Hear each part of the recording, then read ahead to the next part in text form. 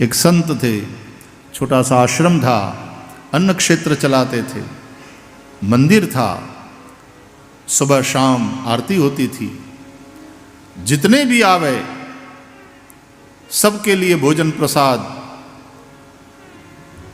सबको मिलता था। लेकिन संत ने एक नियम बना रखा था कि पहले 3 माला जपना जरूरी है। आओ, एक जगह माला रखी होती थी, ये माला उठाओ, अपने स्थान पर बैठो, भगवान का नाम स्मरण करो, 3 माला जपो। तब तक वहाँ से वो थालियाँ सबको बांटना, बैठा के जमाते थे, फिर सबको परोसकारी, सबको परोसना, लेकिन 3 माला जपना जरूरी होता था। सब 3 माला जपते बैठे बैठे। फिर एक आदमी निकलता, वो टोकरा लेकर, तो सब लोग अपनी अपनी माला उस टोकरे में डाल देते, आंखों पे लगा के, और फिर ब्रह्मार्पण करके हरिहर भोजन शुरू। तो इसी तरह एक बार पंगत लगी, लोग आने लगे, बाहर वहाँ पर जो टोकरा रखा गया था माला का, उसमें से माला उठाते, पंगत में बैठते, हाथ में माला लेकर के जपते। 3 माला जपना जरूरी। पंगत लगने लगी, लोग माला लेकर के बैठने लगे, अपना अपना इष्ट मंत्र का जप, कोई आग्रह नहीं, अपने इष्ट मंत्र को जपो, लेकिन माला जपना जरूरी, ये नियम बनाया गया था। एक दिन कहीं से एक हट्टा कट्टा आदमी आया, न कोई सत्संग से उसका लेना देना, न साधु संतों से लेना देना, न धर्म से उसका कोई वास्ता। वो आया एकदम छाती निकालते हुए, और अपनी ही अदा में, वो दादागिरी, गुंडागिरी, जो भी कहो, आकर के बोला, ऐ महात्मा, इधर खाना खिलाते हो क्या सबको? तो बोले, हाँ भैया, सबको प्रसाद मिलता है, भूख लगी है, खाना लाओ। बोले, आओ, पधारो, बैठो। वो जब अंदर जाने लगा, सुनो, पहले ये माला लो। बोले, इसका क्या करना है? बोले, ये जपना है, तुम जपो, तुम्हारा काम है, हम तो खाना खाने आए हैं, खाना दो। तो बैठ गया जाकर के। तो उस संत ने कहा कि भाई देखो, आश्रम का नियम है, पहले माला लेकर के 3 माला जपना जरूरी है, फिर सबको खाना मिलता है, तुमको भी मिलेगा। बोले, मैंने बोला ना, माला वाला जपना हमारा काम नहीं है, वो तुम साधुओं का काम, तुम करो वो, हम तो खाना खाने के लिए आया है, क्योंकि हमने सुना कि तुम खाना खिलाते हो सबको। बोले, नहीं भैया, नियम है, बिल्कुल खाना मिला, बिल्कुल प्रसाद मिलेगा, प्रसाद सबके लिए है, लेकिन नियम है, पहले 3 माला जपना है, जो माला नहीं जपोगे तो नहीं मिलेगा, नहीं मिलेगा तो नहीं खाना है। उठ करके वो चला गया। और संत ने कहा कि शिव शिव शिव शिव, कैसे नास्तिक लोग होते हैं, कैसी बुद्धि में जड़ता है। भूखा रहने के लिए तैयार है वो, लेकिन नाम जपने के लिए तैयार नहीं। राम नाम में आलसी, भोजन में होशियार, तुलसी ऐसे जीव को बार बार धिक्कार। राम राम राम राम। तुलसीदास जी को याद करते हुए महात्मा बोले, करुणा से भर गए, भजन नहीं करना है बस। कैसा हो गया है इंसान। खैर, बाकी पंगत में बैठे हुए लोगों ने माला जपी, भोजन की परोसकारी हुई, लोगों ने प्रसाद पाया। उस शाम को जब संत नित्य नियमानुसार मंदिर में ठाकुर जी की आरती उतार कर फिर स्तुति कर रहे थे, तो ठाकुर के आंख में आंख डालकर प्रभु का दर्शन करते हुए स्तवन कर रहे थे। पता नहीं क्यों आज संत का मन विचलित था, और प्रभु का दर्शन किया तो ऐसा लगा जैसे मेरे मालिक आज प्रसन्न नहीं है। जो प्रसन्नता मुझे प्रभु के मुखारविंद पर रोज दिखती थी, उनका दर्शन करके मैं प्रसन्न हो जाता था। आज वो प्रसन्नता प्रभु के मुखारविंद पर नहीं।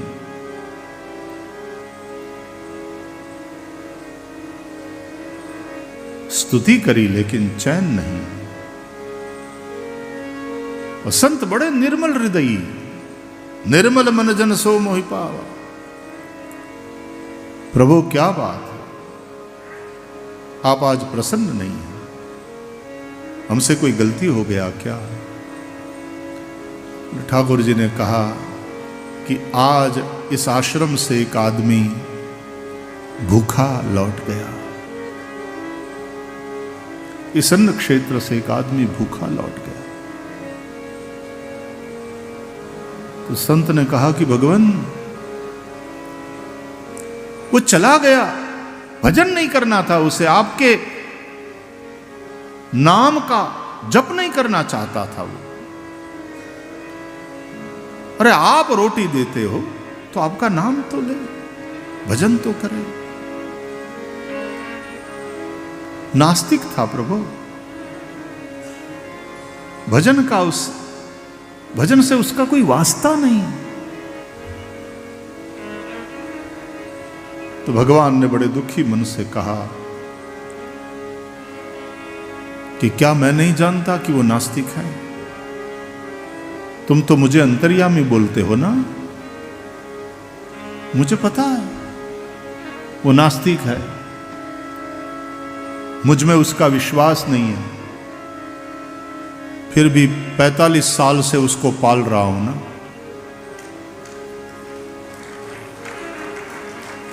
जिसको मैं 45 साल से निभा रहा हूं, उसको तुम एक टंक के लिए नहीं निभा सके।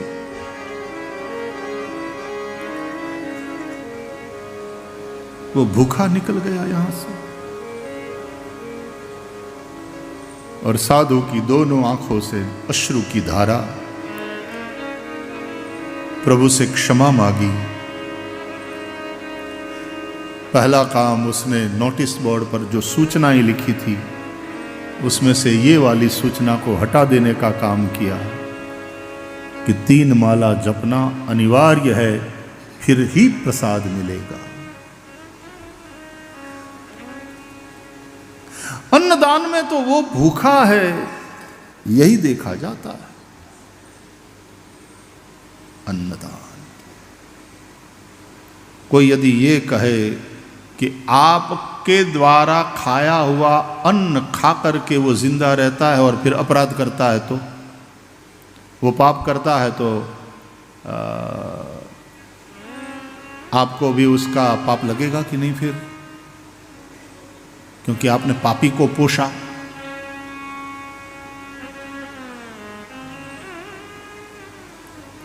आपके पेट्रोल पंप से एक आदमी ने पेट्रोल भरवाया और उस गाड़ी को ले जा करके उसने चोरी करी या एक्सीडेंट किया या किसी को मार डाला, तो क्योंकि आपने पेट्रोल भर के दिया था तो आप पकड़े जाएंगे।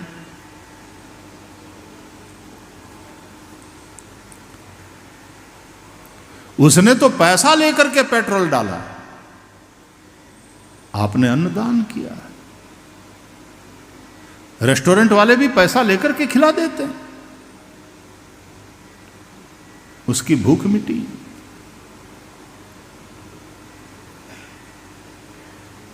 तो हमारे ये जो महापुरुषों की करुणा है,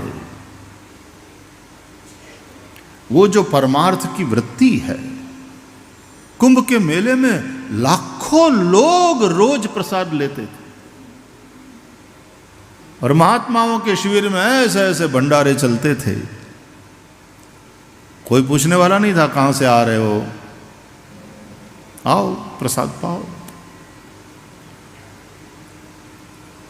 वहां पढ़ने वाले बच्चे वो मैस में नहीं खाते थे जब तक कुंभ चला, शिविरों में ही। और मैंने तो सुना ये कि उन युवा बच्चों के मोबाइल में एक उन्होंने ग्रुप बना लिया था, तो उसमें वो डाल देते कि ये वाले भंडारे में आज जलेबी है, इधर आ जाओ।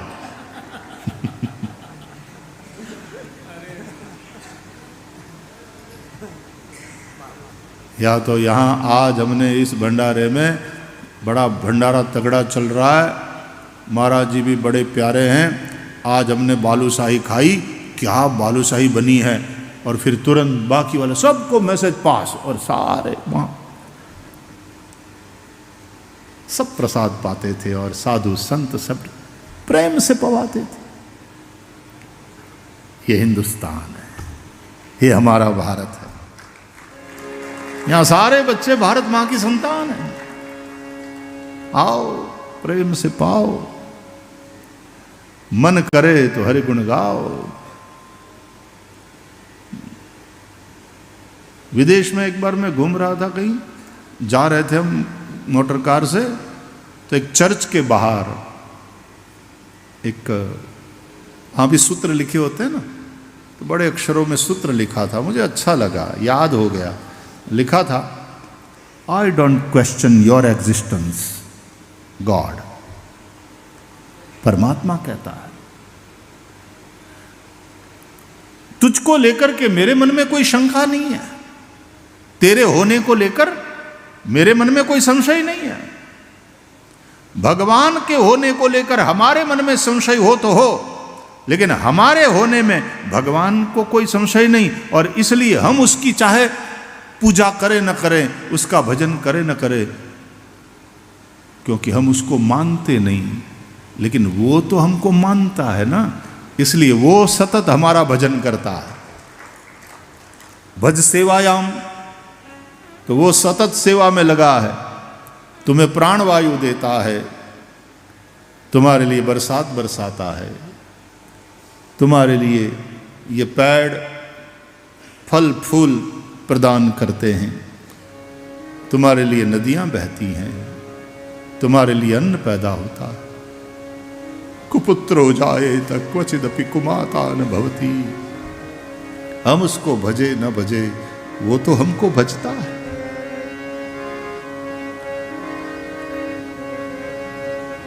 इसलिए जो कृतज्ञ नहीं है, नमक हराम नहीं है, जो कृतज्ञ है, थैंकफुल है,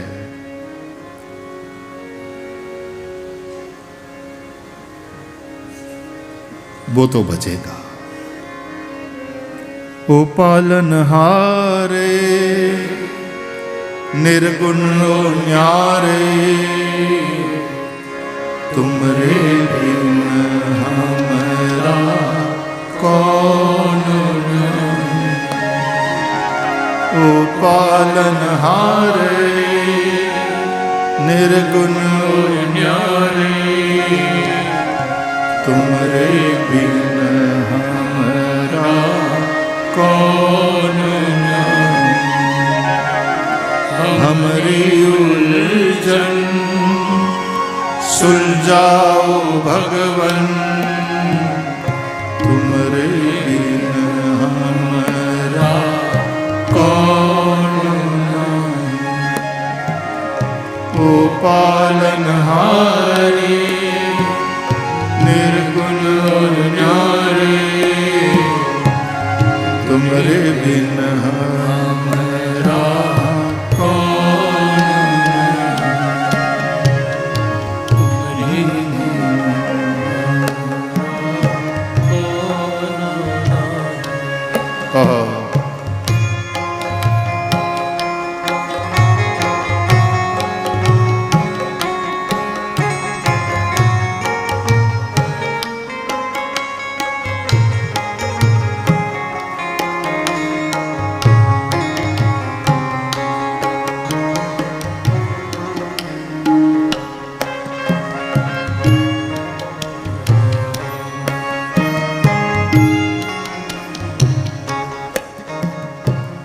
तो यदि कृतज्ञ हो, नमक हराम नहीं हो, तो भजो। दूसरे तत्व ज्ञान की या वेदांत की जरूरत नहीं है, केवल इतनी सी बात समझना जरूरी है कि कोई एक हमको प्यास लगी और पानी का गिलास दे करके हमारी प्यास बुझाता है, तो भी हम उसको थैंक यू कहते हैं, यदि संस्कार है।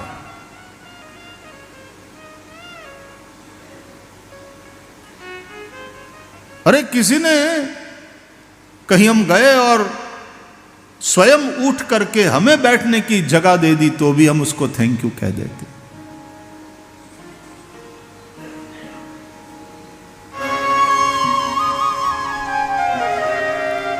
ना अहम ना इच्छा,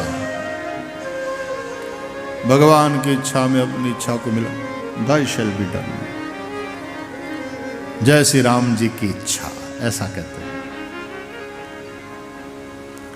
एक महात्मा थे कि महाराज जी आप ऐसा कार्यक्रम है तो हमारी इच्छा है कि आप उसमें पधारें। तो वो कहते थे आ जाएंगे राम जी की इच्छा से।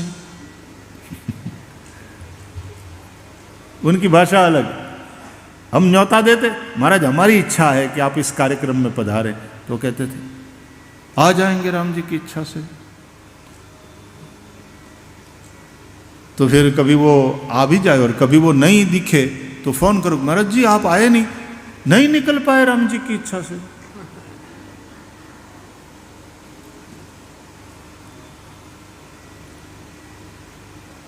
बाहर के भक्त आ गए राम जी की इच्छा से, या तो हम गिर गए, चोट आ गई राम जी की इच्छा से, तो नहीं निकल पाए राम जी की इच्छा से।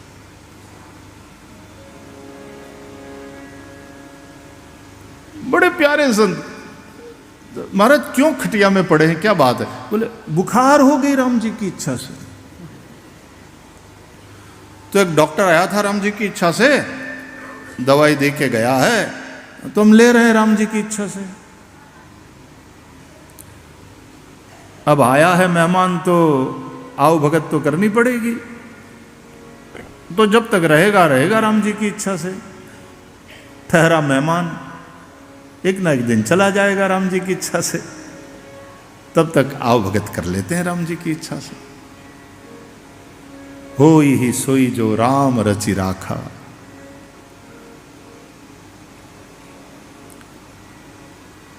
तो मन और बुद्धि ये दोनों भगवान ने मांगे, तू मुझ में लगा।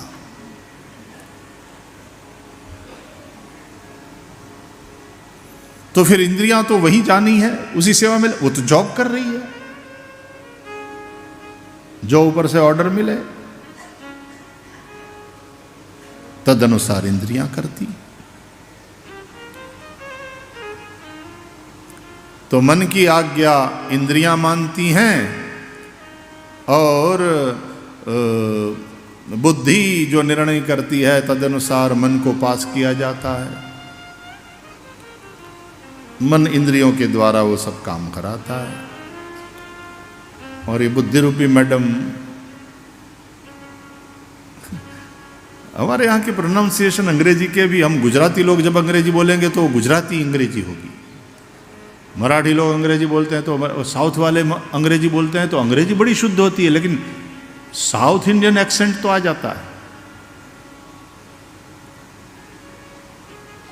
तो इस तरफ हरियाणा वगैरह में जाओ, मैडम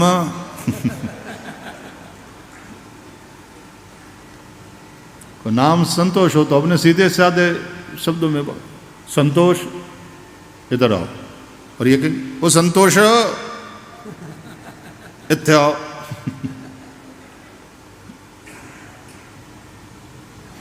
वो श के ऊपर ऐसा जोर लगाएंगे।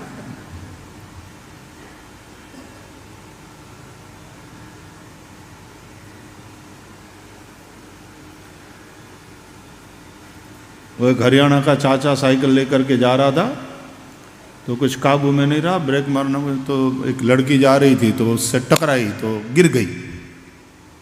तो उसने गुस्सा किया, ताव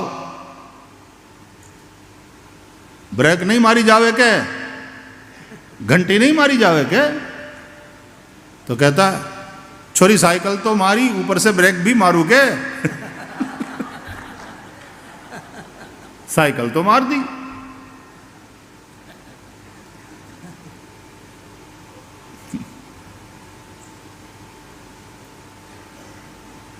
तो हर भाषा का अपना सौंदर्य है अपने यहाँ।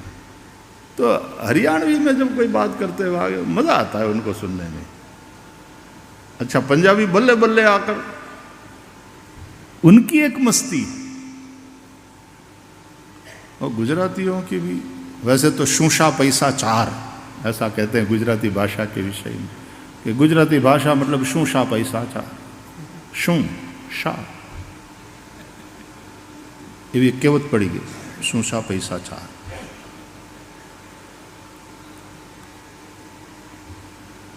हमारे यहाँ ये भ्रांति है कि है लगा दिया वाक्य के अंत में तो हिंदी है, और यहाँ ये भ्रांति है कि छह बोले अंत में तो गुजराती हो जाती है। केम छे, मजा छे, शू छे, जमवामा शू छे, आ तमारा शू छे, तमारा वाइफ छे।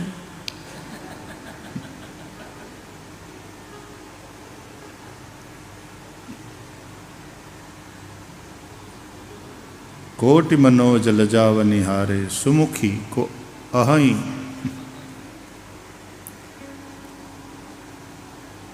आ तमारा शू छे।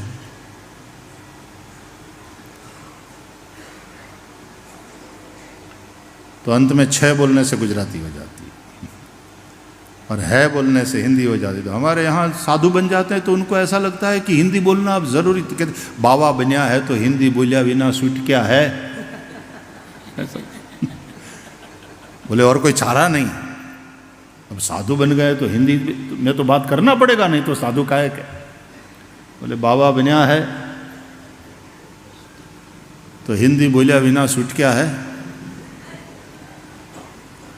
तो इसलिए हमारे यहाँ वो पुचका पानी पूरी बेचने वाले प्रायः वो यूपी वाले भैया वगैरह होते हैं, और हमारी गुजराती महिलाएं बहनें मौसियाँ सब जाती है पानी पूरी खाने के लिए।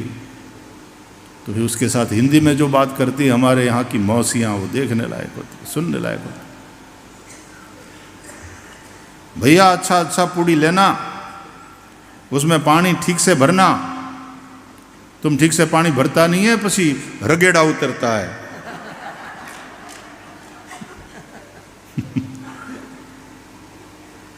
हमारे मुंह में नहीं जाता पूरा, वो टूटा हुआ पूड़ी फिर रगेड़ा उतरता है।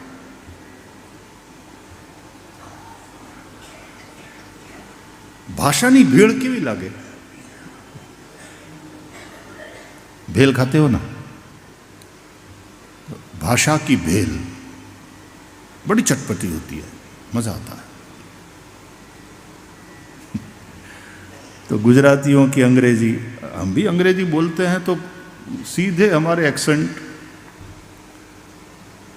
तो बाहर वाले तो हंसते हैं, एंजॉय। देखो बाहर वाले जब गुजराती बोलते हैं ना तो चाहे जितनी अशुद्ध हो लेकिन फिर भी अच्छी बहुत लगती है, मीठी लगती है ना। और भीतर से भाव रहता है कि हमारी भाषा बोल रहे हैं, तो एक आत्मीयता का भाव होता है। अब हमको कहाँ आती है वो सब तेलुगु वगैरह या तमिल, लेकिन वहाँ चले जाते हैं वणक्कम से शुरुआत करते हैं तो अगला रिसीव करता है बड़े प्यार से। तो जितना भी आ जाए, आज मैं गया था हमारे अनिरुद्धाचार्य जी के उसमें ठाकुर जी का दर्शन करने के लिए, तो फिर वहाँ बहुत अच्छी सेवा कर रहे हैं वो लगातार। अन्न क्षेत्र एक हमारे मुझे अच्छा लगा, ये मुझे बताया गया कि 24 घंटा अन्न क्षेत्र चलता है, चाहे जब भी कोई आ जाए उनके लिए खाना तैयार मिलेगा। हजारों लोग खाना खा रहे हैं, रोज प्रसाद ले रहे हैं। तो हमारा तो सौराष्ट्र में एक बड़ा प्राचीन अन्न क्षेत्र है ही है, लेकिन मुझे लगता था कि वही 24 घंटा वाला एकमेव अन्न क्षेत्र है, लेकिन आज यहाँ पर भी वो 24 घंटा वाला अन्न क्षेत्र देखा तो बड़ा अच्छा लगा। हमारे यहाँ बगडाना में बजरंग दास बापू की जगह है, वहाँ भी हजारों की संख्या में, हजारों की संख्या में लोग रोज प्रसाद लेते हैं 24 घंटा, चाहे जब भी चले जाओ, चाय कॉफी छाछ भोजन सब तैयार। रात में 1:30 बजे आप यदि कार लेकर के पहुंचो तो आपका स्वागत, जम्मा भेज जाओ बापा, जम्मा नु तैयार। अरे भाई 1:30 बजे कहाँ भोजन करेंगे रात में, तो बोले चाय, कॉफी, दूध। ये आतिथ्य है भारत का। भारत भारत है साहब, भारत भारत। ये बातें यहीं पर है। हां, जो भारत के लोग बाहर है, विदेशों में भी चलने वाले गुरुद्वारों में गरम गरम हलवा मिलेगा प्रसाद में। वहां गुरुद्वारे चलाने वाले हमारे सिख भाई है, वो भी इतना तगड़ा लंगर चलाते हैं। वो कोविड में तो जो काम किया है अमेरिका के गुरुद्वारों ने, हमारे वहाँ के ट्रस्टों ने जो कुछ काम करना था तो फिर उन गुरुद्वारों के माध्यम से किया कि ये लो इतने $, आप अच्छा काम करो, लोगों को जिमाओ, प्रसाद पाओ।